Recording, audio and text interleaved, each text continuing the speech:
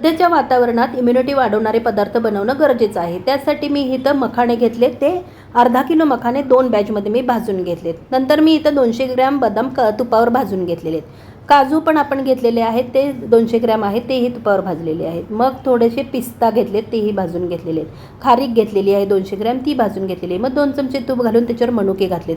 मनुके फुलेपर्यंत आपण भाजायचे आणि काढून घ्यायचे. इथं मगज बी घेतलं आहे मी थोडंसं, तेही भाजून घेतलेलं आहे. मग कोकोनट आहे, हे आपलं ड्राय कोकोनट मी किसून घेतलेलं आहे आणि ते पण व्यवस्थित असं भाजून घेतलेलं आहे. सगळे हे जिन्नस मी एकत्र केले आणि मिक्सरवर त्याची पल्स मोडवर बारीक पूड करून घेतली. इथं पाव किलो मी हे घेतलेले आपले फुटाणे घेतलेले आहेत आणि त्याची पण पूड करून घेतली आणि ती तुपावर भाजून घेतलेली आहे.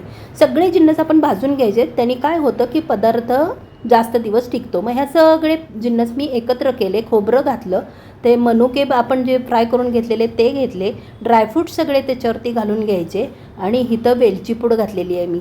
आणि वेलची पूड घातल्यानंतर काळी मिरी पूड आपण 1 चमचा घातलेली आहे आणि जायफळ पूड घातलेली आहे. ह्या सगळ्या पदार्थांनी ह्या लाडवाला खूप छान अशी चव येते. हे सगळं जिन्नस मिक्स करून घ्यायचं.